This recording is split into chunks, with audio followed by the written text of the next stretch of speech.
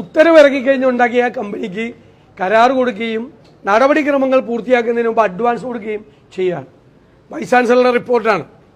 അധ്യാപകർ സ്വന്തമായി കമ്പനി ഉണ്ടാക്കി പ്രോജക്റ്റ് ഉണ്ടാക്കുകയാണ് എന്ന് പറയുന്നത്. മുഖ്യമന്ത്രി ചാൻസലറായ ഡിജിറ്റൽ സർവകലാശാലയിൽ നടക്കുന്നതാണ്. കോടികളുടെ അഴിമതിയാണ്. ആ സ്ഥലം മുഴുവനും ദുരുപയോഗം ചെയ്തുകൊണ്ട് പണം ഉണ്ടാക്കിയാണ് കുറേ ആളുകൾ അടക്കം. അവർക്കെല്ലാം വിട്ടുകൊടുത്തിരിക്കുകയാണ്.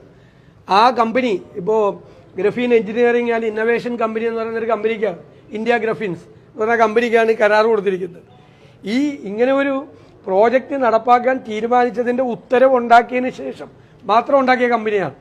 ആ കമ്പനിയിൽ ആരൊക്കെയാണെന്ന് നിങ്ങളൊന്ന് അന്വേഷിച്ച് നോക്ക്.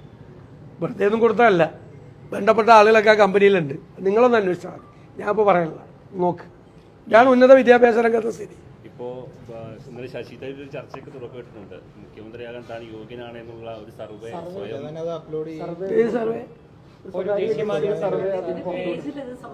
ഞാൻ കണ്ടില്ല. കുറേ സർവേ എല്ലാ ദിവസവും വന്നിട്ടുണ്ട്. ഇഷ്ടംപോലെ സർവേ ഉണ്ട്. എല്ലാ സർവേയെ കുറിച്ച് ഞങ്ങൾ എന്തിനാ അഭിപ്രായം? അല്ല, അദ്ദേഹം ഞാൻ പറഞ്ഞല്ലോ, അദ്ദേഹം വർക്കിംഗ് കമ്മിറ്റി അംഗമാണ്. അദ്ദേഹത്തിന്റെ ലേഖനം എൻ്റെ ശ്രദ്ധയിൽപ്പെട്ടു. ഞാനല്ല അതിനെക്കുറിച്ച് അഭിപ്രായം പറയേണ്ടത്, ദേശീയ നേതൃത്വമാണ് അതിനെക്കുറിച്ച് അഭിപ്രായം പറയുന്നത്. അദ്ദേഹം വർക്കിംഗ് കമ്മിറ്റി അംഗമാണ്. ഞങ്ങൾ ഇവിടെയുള്ള സംസ്ഥാന നേതാക്കൾ അദ്ദേഹത്തിനെ കുറിച്ച് ഒരു കമന്റ്